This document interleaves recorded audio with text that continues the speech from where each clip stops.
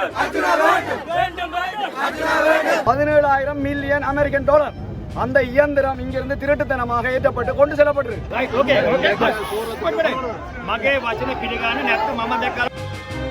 உங்களுக்கு தெரியும், அவருடைய தந்தையார் தமிழீழ விடுதலை போராட்டத்தினுடைய காவல்துறையில் மலையாக்கள் எல்லாம் போய் நம்ம வழியில் ஊழல் செய்து கொண்டிருந்தார்கள்.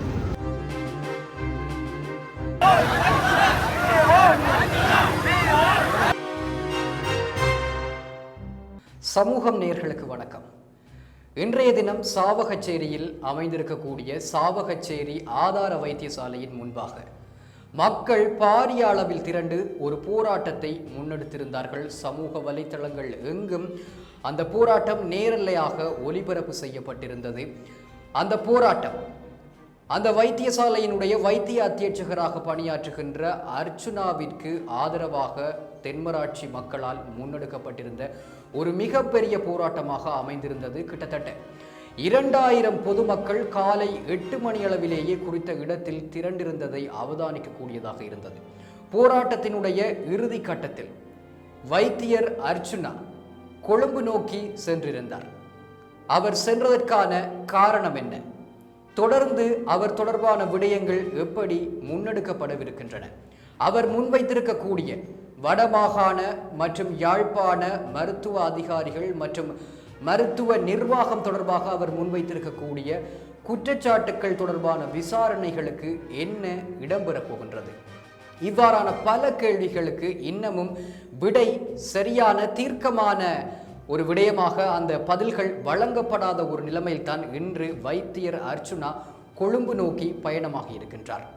அவரோடு இந்த விடயங்கள் சம்பந்தமாக பேச்சுவார்த்தையில் ஈடுபடுவதற்காக மத்திய அரசு பேச்சுவார்த்தையில் ஈடுபடுவதற்காக அவரை அழைத்திருப்பதாக கூறப்படுகின்றது.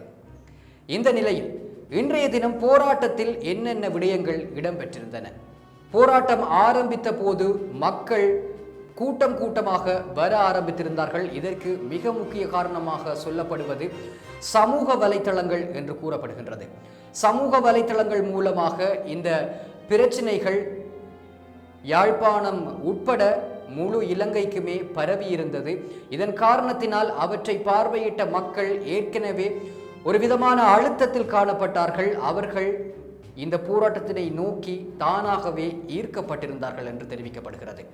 உண்மையில் சில தினங்களுக்கு முன்பாக இந்த போராட்டம் ஒழுங்கமைக்கப்பட்ட போது துண்டு பிரசுரங்கள் ஆங்காங்கே வழங்கப்பட்டதாக தெரிவிக்கப்பட்டிருந்தது.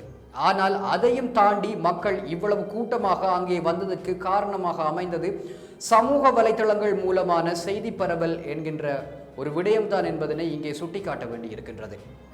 ஆரம்பத்தில் போலீசார் குவிக்கப்பட்டிருந்தார்கள். போலீஸ் வாகனங்கள் சாவகச்சேரி வைத்தியசாலைக்கு முன்பாக இருக்கக்கூடிய ஏனையின் வீதி முழுவதுமாக நீளத்திற்கு வாகனங்கள் விடப்பட்டிருந்தன.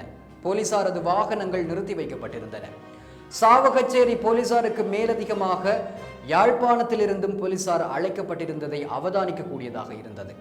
கலகம் அடக்கும் போலீசார் கூட அங்கே நின்றிருந்ததை காணக்கூடியதாக இருந்தது. விசேட அதிரடிப்படையினர் கடமையில் ஈடுபடுத்தப்பட்டிருந்தனர்.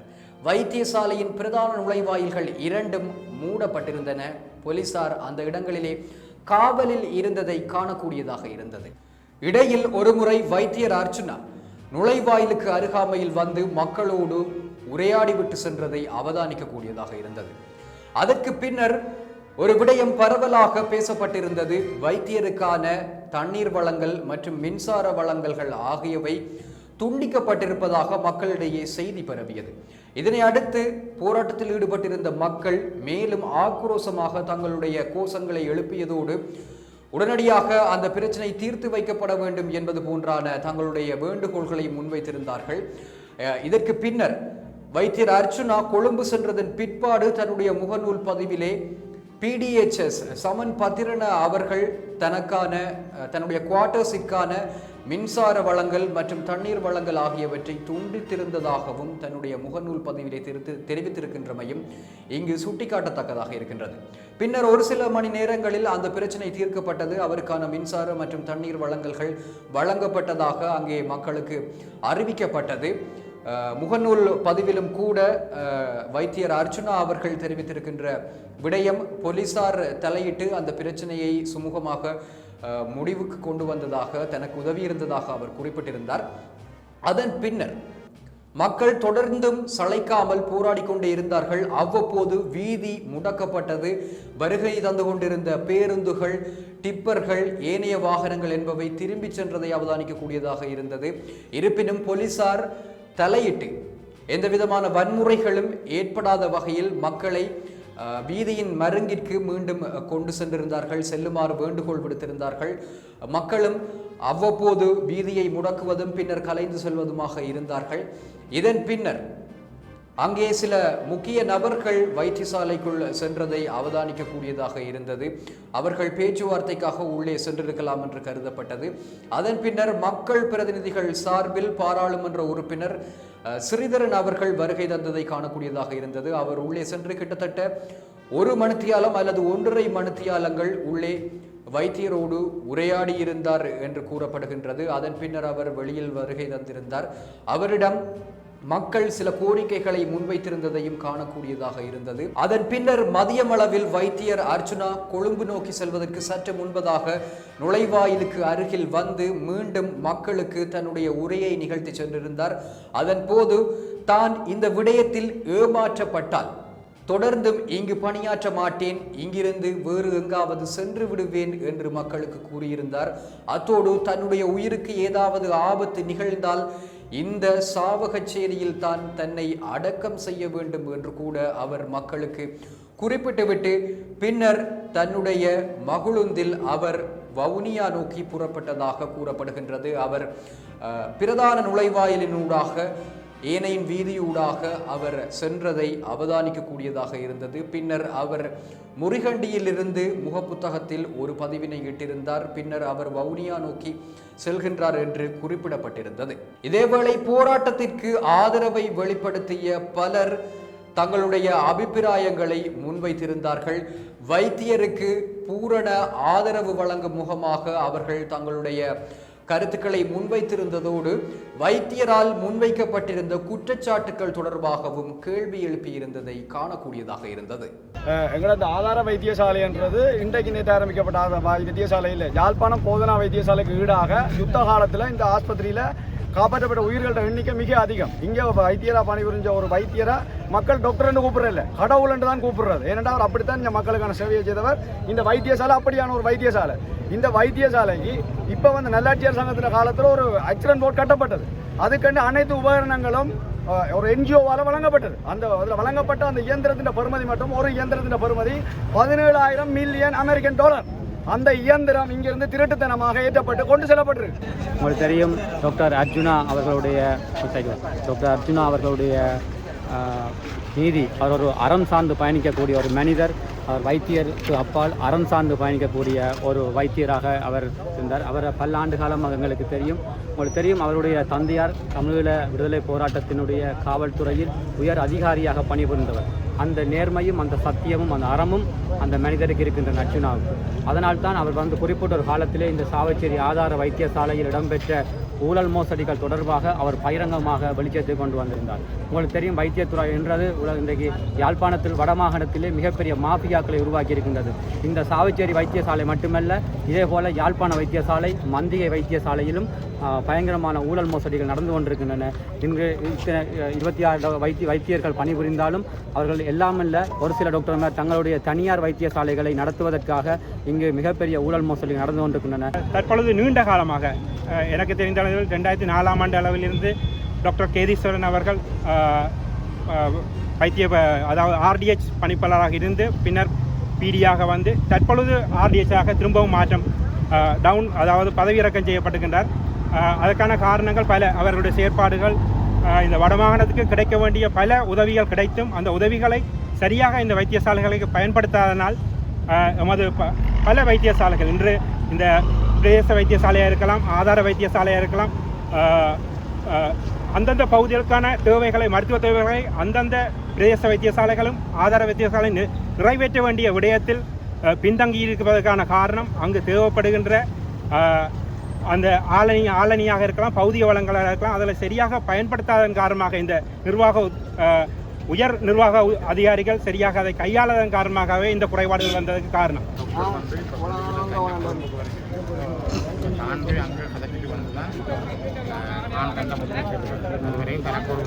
போய் வரும் இங்கே இருக்கிற தனக்கு பாதுகாப்பு கொஞ்சம் அவருக்கு அது சந்தர்ப்பத்தை அவர் போய் கழிச்சிட்டு வரும்.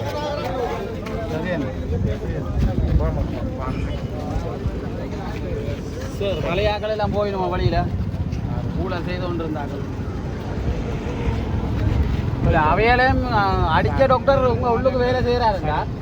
அவருக்கு வன்முறையை கையாண்ட டாக்டர் அப்படி உள்ளுக்கு இருப்பார். மக்கள் எதிர்பார்க்கின்ற அளவுக்கு மக்களுடைய தேவைகளை பூர்த்தி செய்யக்கூடிய வகையில் இந்த வைத்தியசாலை செயற்படவில்லை என்பதும் தெளிவாகிறது.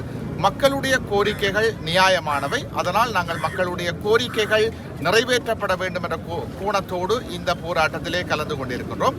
எங்களை பொறுத்தவரையில் சாவகச்சேரி மக்களுக்கு பாதுகாப்பான தரமான சுகாதார வைத்திய சேவைகள் தங்கு தடையின்றி கிடைக்க வேண்டும். அது எங்களுக்கு அருகாமையில் இருக்கிற ஒரு தாய் போன்ற வைத்தியசாலை. அதை விட்டுட்டு நாங்கள் யாழ்ப்பாணத்துக்கு உதாரணமாக யாழ்ப்பாணம் உள்ளிட்ட வேறு வைத்தியசாலைக்கு நாங்கள் தூரம் செல்வது என்பது எங்களுக்கு ஒரு துரதிருஷ்டவசமாக தான் நாங்கள் அதை நினைக்கிறோம். இப்போ யாழ்ப்பாணத்தை ஏற்றிட்டாங்களாம் என்றாலே நாங்கள் எல்லாரும் கவலைப்படுறோம். நாங்கள் போக்குவரத்து பார்க்க போகிறார்கள் வரவே குறையும். எத்தனை பேர் சொந்தங்கள் எல்லாம் பல வந்துட்டு தான் போவாங்க. அப்போ அதுக்கேற்ற மாதிரியான ஒரு நிலைமை எங்களுக்கு ஏற்படாமல் இருக்கணும்ன்றதுக்காக தான் நாங்கள் இந்த சாவகச்சேரி வைத்தியசாலையை ஒரு திறம்படமாக கொண்டு வர்றதுக்கு இந்த அர்ச்சனாவை போல் நாங்கள் முனையில் இதுவரைக்கும் இருந்த வைத்தியர்கள். அப்போ அவர் முதல் இருந்த வைத்தியர் கடவுளை போல இவர் இன்னொரு கடவுள் என்று தான் நாங்கள் சொல்லக்கூடிய இருக்கும். புதுசாக வந்தவரை மக்கள் நல்லா தான் கதைக்கணும். ஏன்னு சொன்னால் அவர் நல்ல விஷயத்தை தானே செய்கிறார். அப்போ அவரை நல்லா தான் கதைக்கணும். உண்மையில் என்னுடைய சொன்னால் அவர் ஒரு நாள்லேயே நல்ல மாற்றங்கள் செய்திருக்கிறாரு. அந்த வகையில் பார்க்க அவர் மக்களுக்கு தேவையான ஆள் போல தான் விளங்குது. கட்டாயம் அவர் இருக்க வேண்டிய ஒரு ஆள். இந்த சாவச்சேரி தென்மராட்சி ஹாஸ்பிட்டலுக்கு அவர் இருக்க வேண்டிய ஆளுன்னு நினைக்கிறேன். ஏன்னு சொன்னால் இது ஒரு வன்னி மாதிரி இதுவும் ஒரு பெரிய பிரதேசம் தானே. இங்கே இது எத்தனையாயிரம் ஜனம் இருக்குது. இந்த ஹாஸ்பிட்டல் தான் அதுக்கு மெயினாக இருக்குது. கட்டாயம் அவர் தேவை.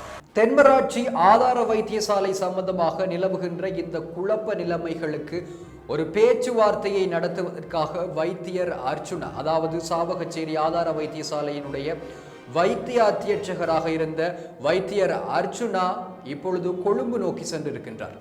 இந்த இடத்தில் இப்பொழுது பல கேள்விகள் விடை காண முடியாத அல்லது விடை வழங்கப்படாத பதில் அளிக்கப்படாத கேள்விகளாக தொக்கி நிற்பதனை அவதானிக்கக்கூடியதாக இருக்கின்றது. வைத்தியர் அர்ச்சுனாவினால் முன்வைக்கப்பட்ட குற்றச்சாட்டுகள் விசாரிக்கப்படுமா என்கின்ற கேள்வி இருக்கின்றது. RDHS வைத்திய அதிகாரி கேதீஸ்வரன் மீது குற்றச்சாட்டை வைத்தியர் அர்ச்சுனா முன்வைத்திருக்கின்றார். சட்ட வைத்திய அதிகாரி பிரணவன் மீது குற்றச்சாட்டை முன்வைத்திருக்கின்றார்.